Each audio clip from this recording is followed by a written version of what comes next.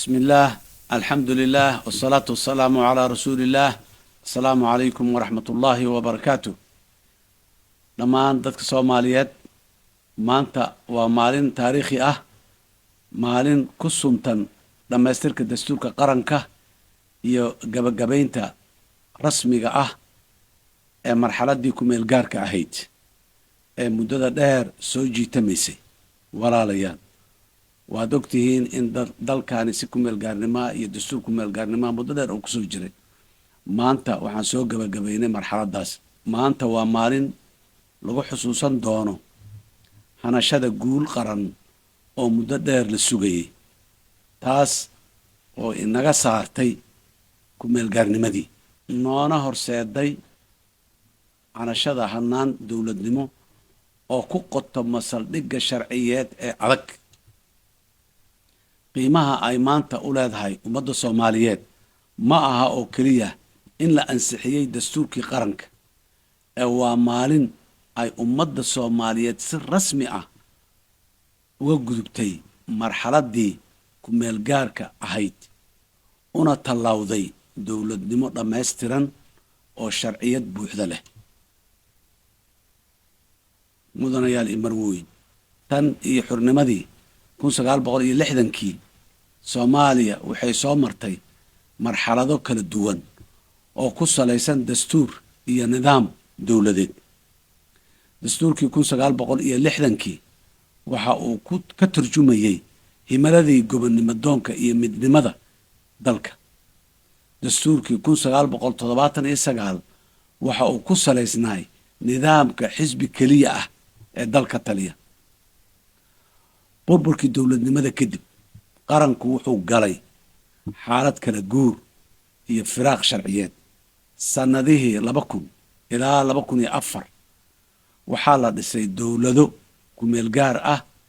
iyadoo la dejiyey axadiyadii ku meel gaarka ahaa. sanadkii 2012 waxaa la ansixiyey dastuur ku meel gaar ah markii ugu horreysay muddo 20 sano ah, kaas oo noqday tiirka dib u dhiska dowladnimada Soomaaliya. intaa ka horna waxaa jiray qabyo qoraalkii dastuurkii 1990kii oo ahaa isku day lagu doonayay in dalka u gudbo nidaam furfuran oo ku dhisan baahinta awoodda iyo xurmada xuquuqda muwaadinka. inkasta oo aanu dhaqan gelin, haddana waxa uu ahaa ku baraarugsanaan iyo astaan muujinaysa rabitaanka shacabka ee ku dhisan isbeddel iyo dowladnimo ku dhisan ayaduna saldhig sharciyeed. hase yeeshee, dastuurkaas ku meel gaarka ahaa wuxuu ahaa dhiig joojin iyo badbaado qaran. hase yeeshee, wuxuu ahaa heshiis aan weli bislaan iyo sharci sugayay dhammaystir iyo qeexitaan kama dambaysa. walaalayaal, muddadii 14 sano ahayd ee lasoo dhaafay, jamhuuriyadda federaalk ee Soomaaliya waxa ay ku shaqaynaysay qaab ku meel gaarnimo ah. ereygaas ku meel gaarnimadu waxa uu noqday dabar sharciyeed iyo caqabad weyn oo hor istaagtay xaqiijinta xasilooni buuxda oo uu dalku gaaro. haddii ay ahaan lahayd dhinacyada siyaasadda, amniga, dhaqaalaha, bulshada iyo xiriirka caalamiga ahba. walaalayaal, maanta safarkaas dheer ee uu qarankeenna Soomaaliyeed soo galay waxa uu gaaray yoolkii uu hiigsanayay, oo ah helitaanka saldhig sharciyeed oo dhammaystiran, kaas oo haga howlaha ay qabanayaan hay-adihiisa kala duwan. ummadda Soomaaliyeedna awood u siiya jihaynta siyaasadda dalka. dastuurkani wuxuu sababayaa in la saadaali karo wanaagga iyo horumarka Soomaaliya iyo Soomaaliya dhinacay u jeesato ay u socoto in la saadaali karo oo lagu saadaali karo sharciyad dastuuri ah oo dadka ay leeyihiin oo ay samaysteen ayaga, taasoo samaynaysa Soomaaliya in maalgelin lagula soo dhiirrado, in cilaaqaadyadeeda caalamiga ah la xoojiyo, inaan lagu soo xadgudbin midnimadeeda dal iyo dad iyo dowladnimo intaba. culeysyadaas faraha badan ayaa ka haray Soomaaliya oo ka degay. ku meelgaarnimadu walaalayaal ma ahayn magac uun, waxay lahayd saameyn ballaaran oo muuqata, taasoo taabanaysay dhammaan hay-adaha kala duwan ee qaranka iyo nolosha muwaadinka Soomaaliga ah iyo guud ahaan ummadda Soomaaliyeed. saameynta oo aan ka tilmaami karo ismaandhaafkii ka jiray awoodaha hay-adaha dowladda, awoodaha federaalka iyo kuwa dowlad goboleedyada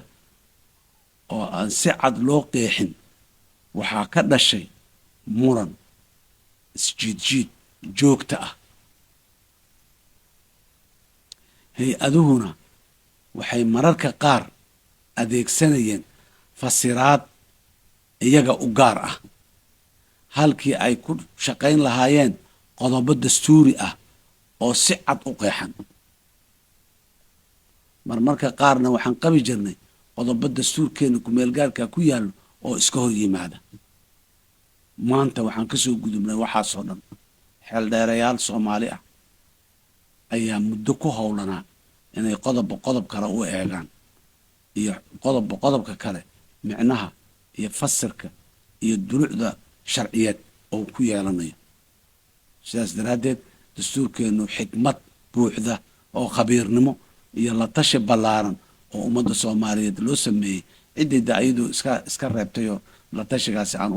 u baahnaan weyday ama ka maarantay ama kalsooni buuxda qabtay waa halkeeda. tusaale, maareynta maaliyadda, wadaagga khayraadka, midaynta canshuuraha, wadaagga dakhliga iyo qeexidda cidda maareynaysa khayraadka dabiiciga ah waxay ahaayeen qodobo xayiran. maalgashi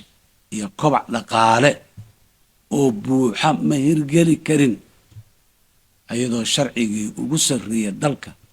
oo weli ku meelgaar yahay aanuu go-aan cad ka qaadanin, aanuu tilmaamaynin amuurahaas. golayaashii sare ee garsoorka dalka muddo dheer waxay ahaayeen kuwo aan si buuxda u dhisnayn. sababtuna waxay ahayd iyada oo uu weli dastuurku dalka qabyo yahay. sharci kasta oo la damco in la ansixiyo waxa uu ku xirnaa dib u eegista muddada dheer la sugayay in lagu sameeyo dastuurka. dowlad ku shaqaynaysay dastuurku meel gaar ah waxa ay u muuqataa dowlad weli ku jirta kala guur oo aan rasmi noqon. helitaanka kalsoonida ee hay-adaha dowladda matalaad ku yeeshaan dalkuna soo jiito maalgashi iyo heshiisyo waaweyn oo caalami ah oo horseeda yagleelka mashaariic horumarineed waxa ay ahaayeen kuwo ku xiran dhamaystirka dastuurka dalka. ku meelgaarnimaduna waxay ahayd dabarka aan muuqan, dadka intiisa badan aanay arag, balse culayskiisu baaxad lahaa. ku meelgaarnimadu waxay ahayd dabar aan muuqan, dadka intiisa badan aan u muuqan, balse culayskiisu si baaxad leh uga muuqday hanaanka howlgalka ee hay-adaha dowladda. waxaa alla mahadii ah in maanta dabarkaasu furmay, qarankiina uu horay u dhaqaaqay. ballanqaadyadii dhammaystirka dastuurka iyo safarkii guusha ee muddadii ku meelgaarka ahayd lagu jiray hogaamiyeyaashii dalka soo maray mid walba waxa uu ballan qaaday in uu soo afjari doono ku meelgaarnimada. khudbad kasta oo nin murashax madaxweyne ah uu jeediyo, barnaamij dowladeed kasta oo soo bandhignay, iyo heshiis siyaasadeed kasta waxaa ku jiray halku dhigga ah waxaan dhammaystirayaa dastuurka. hase yeeshee qodobadii dhammaystirka u baahna oo ay ka mid ahaayeen awood qaybsiga, nidaamka federaalka ah, wadaagga khayraadka dabiiciga ah, qaab dhismeedka garsoorka iyo doorashooyinka, waxay ahaayeen qodobo taabanayay awoodda lafteeda. mar kasta oo la gaaro go'aanka ma dambays ah waxaa imaan jiray xisaab siyaasadeed, kalsooni darro iyo dib u dhigis hawshii dhammaystirka dastuurka. dastuurku waa xeer bulsho oo ninka siyaasiga ah ee hogaamiyaha dalka iyo dadka inuu u noqdo rabaa xadidaya, u yeelayo xuduudo aanu ka bixi karin. sidaas daraaddeed niman badan, rag badan oo hogaamiye inay ka noqdaan dalka ku fikirayo waxay rabaan in aanay xuduud yeelan, dastuur xadidaya aanu jirin, maalintaa wixii la quman ay sameeyaan. dastuurkuna wuxuu dhisayaa xayndaab dhexdiisa in lagu shaqeeyo mugi bannaankiisa aan loo bixi karin. waxaa daliil u ah oo caddayn u ah dastuurka dib u eegista aan ku samaynay ee 2012 la sameeyey ee ku meelgaarka ah lafsadiisa inaan ku dhaqmi weynay, isaga oo yaalla dastuurka ku meelgaarka ah in mar walba loo baxayo heshiis siyaasadeed aan wax ku xallinno oo bannaanka ka ah oo ka soo horjeeda wixii dastuurka ku meelgaarka ku qoraa. sidaas daraaddeed maanta kadib heshiis macmal ah oo aan dastuurka lug ku lahayn oo dad isku garteen ayagu waxa ay rabeen inta isku toosisteen waxa ay shakhsiyan rabeen ay uga heshiiyeen masiirka ummadda inaan lagu go'aaminaan rabnaa. dadka Soomaaliyeedna waxaan u sheegaynaa xaqa ay u leeyihiin tala la og yahay birri sida ay noqonayso in wax lagu go'aamiyo. dastuurku waxa uu tilmaamayaa dowladnimada, awoodda dowladnimadu sida ay u ekaanayso berri oo aan weli la gaarin, oo aan la garanayn ninka imaan doona hoggaanka dalka iyo xafiiska madaxweynaha iyo xafiiska maxaan ku rahdaa garsoorka iyo xafiiska xeer dejinta. dadka hoggaanka imaanayo ee aan la garanaynin siday u dhaqmayaan ayaa maanta la yaqaanaa. laakiin inaan la aqoonin xeerjaja bannaanka lagu sameeyo, la yidhaha dastuurka waa la dhaqan, dib baa loo dhaqan geli doonaa, baarlamaanka dambe aan dhaqan geli doono, intaa yeeli doono, baarlamaanka dambe imaanayana aan u diidno inuu dastuurka dhaqan geliyo, ee baarlamaanka aan hor istaagno, ee aan dagaal muujinno, ee aan qaarkeen ka baxno, oo qaarkeen aan caqabad ku noqonno, xataa nidaamkii baarlamaaniga ah aan hor istaagno. suurtagal maa ummadda Soomaaliyeed mana qabataan qabnaa. sidaas daraaddeed dastuurku waa heshiis bulsho oo dadka hogaamiyayaasha ah waxay maalin walba dastuurka xagga noo dhige maxaan yeelnaa. jamhuuriyadda saddexaad sanadkii 26 ay ku jirtaa oo ay dastuurka bannaankiisa dowladnimada lagu maamulayo, dastuur la'aan dowladnimada la maamulayo, oo dastuurkii qabyada ahaa ee lagu heshiiyey xataa inta laga tillaabsada bannaankiisa lagu heshiinayo. waxaan diidannahay dastuurka bannaankiisa in lagu heshiiyo asoo dastuur yaallo. maanta dastuur joogto aanan qabnaa. ummadda Soomaaliyeed waxaan ugu baaqayaa ha ogolaanina dastuurka inta meel layska dhigo annaga oo shakhsiyaad ah masiirka ummadda inaan u heshiino oon xagga intaan istaagnaa dhaan maya saanaan yeelaynaa, dastuurkaa naga dhaafa. dastuurkaasi hay-adaha dawliga ee noo dhiman ee uu dhisayana waa dhisaynaa ilaahay idankiis, waxa uu tilmaamayana waa qabanaynaa, howlaha noo harayaan qabanayna oo ay dimuqraadiyiinta ugu horeyso. dastuurkii ku meelgaarka ahayna waa ku yiileen, kana waa ku yaallaan. wax cusubaa lala yimiday, dastuur cusubaa lala yimiday, كان لغا دعي معها قضب شن iyo 10 cutub oo ka koobna dastuurkan 15 cutub oo ka kooban yahay mid kasta dib loo eegay waxaan ku habooneen wixii iska hor imaanayay waxaan maanta muxuu la jaqad ummadda Soomaaliyeed ee lala soo tashaday wixii ay sheegeen yaa ku yaalo waana dhaqan gali doona waana lagu dhaqmi doona wuuna soconaya hadii ilaahay idinkiis ilaashada dastuurka ummadda Soomaaliyeed meel kasta oo joogaan waxaan ugu baaqayaa ilaashada dastuurka ilaaliya haddii wadcigu isbedelo duruuftu isbedesho waxaan maanta jirin ay soo kordhaan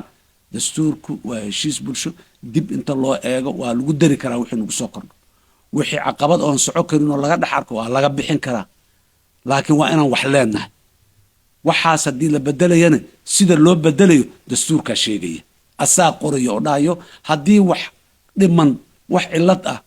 ay ka soo baxaan sidaas iyo sidaas wadadaasaa la maraya oo lagu bedelaya rabitaankayga maaha rabitaanka mid kale ma aha rabitaanka koox iyo degaan gaara ma aha marka dadka Soomaaliyeed intaasaa ogaadaan taariikhdu mar walba waxa ay maciinsataa jiil go'aan qaatay oo dhiiraday ilaahay subxaanahu wa tacaala waxaan ka baryayaa kuwii dhiiraday ee go'aanka qaatay jiilka maanta jooga in ilaahay ka dhigo baarlamaanka 11aad waxa uu qaatay mas'uuliyad taariikhi ah waxa uu galay dood furan wada tashi qaran iyo falanqayn qoto dheer oo bulshada qaybaheeda kala duwan oo dhan lala soo tashaday waxa uu wajahay qodobadii xasaasiga ahaa ee muddo dheer la hareer marayay ee banaanka looga tashanayay ee danaha gaarka lagu saleynayay waxaas oo dhan ayuu baarlamaanka inta wajahay oo soo dhiga meesha waxa uu na muujiyay dulqaad tanazul iyo bisayl siyaasadeed sidoo kale dhankayga waxa aan dalka ku hogaamiyay jihada siyaasadeed ee na gaarsiinaysa xaqiijinta in geedi socodka looga baxayo ku meelgaarnimada aan mar kale dib u dhicin baarlamaanka dambaa yeeli doonee hadda aan iska sii soconno oo aan macmalkan isaga sii soconno aniga waa ii cuntami weysay ummadda Soomaaliyeedna uma qaadanto baarlamaanka jamhuuriyadda federaalka Soomaaliya oo dadka Soomaali 20 milyan Soomaalida wakiilka ka ah na waa u cuntami weysay walaalayaal anigu ka madaxweynaha jamhuuriyadda ahaan waxaan dhiirigeliyay wada hadal isu soo dhawaansho iyo go'aan qaadasho ku dhisan dan qaran kana sarreysa xisaab gaar ah waxa aan go'aansaday inaan gacan ka geysto xaqiijinta ballanqaadyadii aan aniga iyo siyaasiyiinta saaxiibaday ah u ballanqaadnay in aan dastuurka dhammaystirayno ummadda Soomaaliyeed maanta ballanqaadkaasi waxaan markhaati gashanayaa ummadda Soomaaliyeed aniga aan ballanqaaday waa ka soo baxay nasiib darro kuwii ila taagnay ila midka ahay ee ila ballanqaaday ee qaarkood xildhibaano ee baarlamaanka inta soo dhex istaagay ka hadlay ee ra'yigoodii dastuurka baarlamaanka dhexdiisa ka jeediyey ee ra'yigii ay jeediyeen baarlamaanka inta u qushuucay oo qaatay ee maanta haddana diidan xageen ku dhammaanaa walaalayaal haddaan nahay siyaasiyiintii waa inaan leenahay meel aan ku dhammaanaa dadka iyo dalka iyo diintaba waa inaan ku hogaaminaa ballanqaadyadeenna cadcad oo aan fulino ilaa ay naga hor timaado awood aan ka fulin weyno hadday timaad waa halkeeda bini aadanaan nahay waa laysu cudur daarayaa laakiin annagoo fuli karno baarlamaankii heegan u yahay guddiyadii farsamada iyo sharciga u sameynaya ee heegan u yahay dastuurka tilmaamaya qaabkii dastuurka kumeelgaarka ah in loo dhammaystiraa isaga dhexdiisa ku qorayd ee tilmaamaysay annagoo haysano inaan haddana aan meelaha derbiyada madax ku dhufan oo aan danaha gaarka aan waxayn damaanad ma qabo xasan sheekh dastuurkan aniga uu iigu hiilinayo looma dhigin laguma fikirin laguma salayn inuu aniga ii hiiliyo ummadda soomaaliyeed oo aan shalay ka ballan qaadnay inuu u hiiliyaan rabnaa waana u hiilinayaa maanta waxaan si kalsooni leh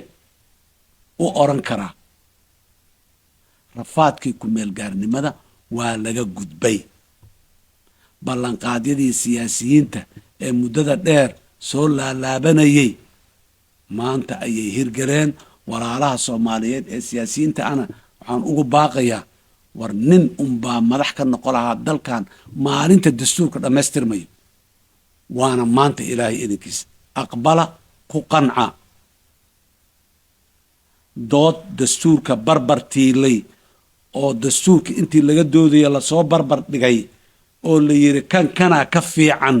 oo aan diidnay ma jirto dadka soomaaliyeed waxaan rabnaa inaan u sheegno dood qodob cutub dastuurka ka tirsan oo aan brobosal ahaan loo soo jeediyey oo guddigii farsamada ee madaxa bannaanaa iyo guddigii korjoogtaynta ee baarlamaanka uu soo doortay ay soo sameynay keeneen ay soo bandhigeen ee laga dooday ee dood kale lasoo barbar dhigay mid kale oo waa ka wanaagsan tahay laleeyahay lasoo barbar dhigay oo la diiday ma jirto dadka soomaaliyeed inuu sheegaro waa la bedelay qodob kasta oo dood lasoo barbar dhigay waa la bedelay dood ma barbar dhigayo ee dastuurkan meel dhig maba laga hadli karaba xagga iskaga dhig ee aan ka hadalno siyaasadda aan ka heshiino taas waa midda aan diidnay nama qabato mas-uuliyadeenna iyo caqligeenna iyo dadnimadeenna iyo diinteenna ma qabato shacabka soomaaliyeedna ma qabato walaalayaal farqiga ugu weyn oo meesha ka jirana waa meeshaas waad weydiin kartiin walaalaha siyaasiyiinta ah maxaad qabteen oo la diiday waad dhihi kartiin kuwii waxay qabeen noo keenay sidoodii bilxaraf ayagoo aan ku daray kuwa aan siyaasiyiinta ahayn culimada ayaa ra'yi qabtay oo dhahday dastuurku qodobadan inay sidaan u ekaadaanaan rabnaa sida ay soo jeedeen ayagu soo qoreena loogu daray niman siyaasiyiin ah qabsadeenaa dheen qodobkan in kan lagu bedelaan rabnaa kan in lagu bedelaan rabnaa qodobada qaarkoodna lama qurxanayn laakiin in la wada jiro inaan la kala tegin daraaddeed ayaan u qaadan oo dastuurka loogu daro loo aqbalay siyaasiyan go-aan siyaasadeed markay u baahnayd lagu aqbalay ku meelgaarnimadii waxay noqotay taariikh laga soo gudbay walaalayaal layskuma beer la xawso karo loona noqon maayo qoraxdii shalay dhacday maanta sooma bixi karno waagii saaka baryey meeshiisii qoraxda inta ku celino waagii haddaa soo barya ma dhihi karno dastuurka ku meelgaarka ahay iyo ku meelgaarnimadii waa qoraxdii shalay dhacday maanta qorax cusub noo soo dhalataan joognaa taasaan ku dhaqaaqaynaa taasaan ku gudaynaa taasaan ku meelmaraynaa meel kasta ku tegaynaa walaalayaal waxaan u gudubnay dowladnimo dhammaystiran oo sharciyad leh waxaan jebinay meertadii dib u eegista dhammaystirka dastuurka ee muddada dheer soo joogtay baarlamaan usii idmanayay oo baarlamaan kasta markuu yimaado wax ka qabatagaba la hakinayay oo inta la waxaynayay waxaan xaqiijinay in aanay dowladda soomaaliya dib ugu sii jirin xaalad ku meelgaarnimo ah waa xaqiijina maanta kuushani waa mid wada jir ah astaanna u ah bisaylka siyaasadeed ee qaranka soomaaliyeed uu gaaray xilli kasta dad cabsada oo guusha iyo nabadda mugay soo dhowaata cabsada oo gadaal aado waa la arkaa dadka intiisa badan ee waxgaradka ah ee wanaagsan ee maxaanku rahdaye damiirka dadnimada iyo diinka leh ee dowladnimada rabo waa kuwa in hore loo socdo maalinba dowladnimada tiir lagu sii daro maalinba tiir lagu sii daro ilaa aan faceen meesha uu joogo aan soo istaagno dhammaystirka dastuurka ma ahayn howl deg deg ah oo deg deg ku timida balse waxay ay ahayd hawl muddo dheer lagu howlanaa saldhiggeeduna ahaa dulqaad wada tashi habraac sharciyeed oo la samaysto oo laysku raacay tanasul laga sameeyo wixii caqabada baarlamaankii sagaalaad waxa uu bilaabay dib u eegistii ugu horreysay ee nidaamsanayd baarlamaankii tobanaad waxa uu sii amba qaaday doodihii iyo diyaarintii qodobadii saldhigga u noqday go'aanka kama dambaysta ah ee dhammaystirka dastuurka baarlamaanka 11aad ee maanta jira waxa uu noqday golihii soo afjaray marxaladii ku meel gaarnimada ee muddada dheer lagu soo jiray isagoo dhammaystiray dastuurka qaranka ansixintiisana u maray hanaan hufan oo sharciga waafaqsan waa la wada daawanayay nin maanta dacwad wuxuu ka keenayaa maxaa xildhibaanadu ay isugu wada raaceen dastuurka oo qaar u diida war kuwii diida waa ka maqnaadeen guryahooday seexdeen meelo kaley aadeen laakiin wax la diidaa meesha ma oolin masiirka ummadda qurxoonaan ayaa yiilay waa la wada aqbalay waad arkayseen lama qarin guri mugdi ah laguma codayn meel xiran laguma codayn idaacadaha dalka iyo kuwa dibadda oo dhan oo life ah ayaa ku jirta maalintii markii la codaynayay oo la tirinayay oo la xisaabinayay oo lagu dhawaaqaya go'aanka baarlamaanka ka bixista ku meel gaarnimada waxay furaysaa bog cusub dhisidda golayaasha garsoorka iyo dhammaystirka hay-adaha cadaaladda ee harsan kala saaridda iyo qeexidda awoodaha dowladda federaalka ah iyo dowlad goboleedyada sugidda nidaam maaliyadeed oo midaysan u diyaargarowga doorashooyin qof iyo cod ah oo ku dhisan dastuurka sugan ee dhammaystiran hadda wixii ka dambeeya dood kasta waxay ku dhici doontaa hab dastuuri ah sharci kastana waxa uu ku taagnaan doonaa saldhig adag oo dastuuri ah dadka soomaaliyeed waxaan rabaa inaan u sheego ballanqaadyadii dadka soomaaliyeed aan ka ballanqaadnay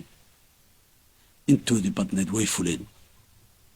kuwii dalka gudihiisa ahaa iyo kuwii dibadda ahaaba inna way socotaa xoreynta dalka ee argagixisada laga xoreynayay way socotaa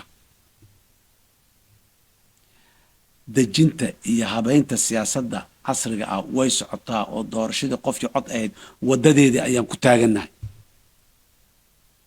dadka soomaaliyeed oo walaalayaal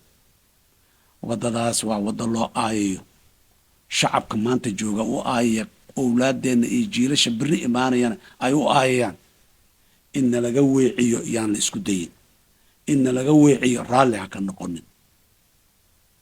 tabasho kasta oo jirtana dastuurka maanta jira dhexdiisaan ku xalli karnaa wixii dhaqan iyo habnololeed ah dhaqankii habnololeedkay leeyihin ha aadaan laakiin wixii sharciyad dugsan xuquuq dugsan dastuurkan dhexdiisaan ku xallinaynaa maxkamadihii iyo hay-adihii garsoorka noo xallin lahaa qaarna waa dhisan yihiin kuwa dhimanna waa dhammaystiraynaa shacabka soomaaliyeed oo walaalayaal guusheeni ma aha keliya inaan dhammaystirnay dastuurkeennii muddada dheer qabyada ahaa balse waa in maanta dowladnimadeennii qaangaartay yeelatay saldhig dowladnimo oo adag oo dhammaystiran waxaan si wada jir ah uga baxnay wixii muddada dheerna dabrayay ee ku meel gaarnimada ahaa waxaan si wada jir ah u dhisnay saldhigga qarannimadeenna waxaan si wada jir ah u xaqiijinnay mustaqbalka sharci ku dhisan ilaahay ha barakeeyo jamhuuriyadda federaalka ee soomaaliya ilaahay ha barakeeyo isku dayada iyo dadaalka dadkeenna ay isku dayayaan inay wanaag iyo horumar iyo deganaanshiyo dowladeed iyo in ay ku noolaadaan qabka iyo maanka suuban ee dunida ay ku nooshahay waxaan ilaahay subxaanahu watacaala ka baryayaa ilaahay inuu mideeyo dalkeenna hana ku hanuuniyo cadaalad midnimo horumar ilaahay waxaan ka baryayaa dadkeenna qalbigooda inuu isu soo dumo bisha barakaysan ee ramadaan awgeed ilaahay waxaan ka baryayaa quluubteenna inuu isu soo dumo ilaahay waxaan ka baryayaa tubta toosan iyo talada toosan inuuna waafajiyo ilaahay waxaan ka baryayaa mustaqbalka wanaagsan ee ummaddan ay leedahay inuu tusiyo wax kasta inaan ku wanaagsanaan ganacsi ku wanaagsanaan nabad iyo amni raadinteeda aan ku wanaagsanaan diinta xaniifka aan ku wanaagsanaan laakiin habkii aan u wada noolaan lahayn aan ku wanaagsanaan weyno sax ma aha maantaan helnay habkii aan ku wada noolaan lahayn wixii naga dhimanna waa usoo dhammaystira doonaa wixii naga sida aan rabno ahaana waa ka hagaagsan doonaa laakiin aan ku shaqayno isagaas waxaan leeyahay soomaaliya ha midowdo soomaaliya ha nabadowdo soomaaliya sharafta iyo karaamada adduunyada ay ku leedahay aan u soo celinno haddii alla yidhaah aad iyo aad aa u mahadsantihiin asalaamu calaykum waraxmat ullaahi wabarakaatu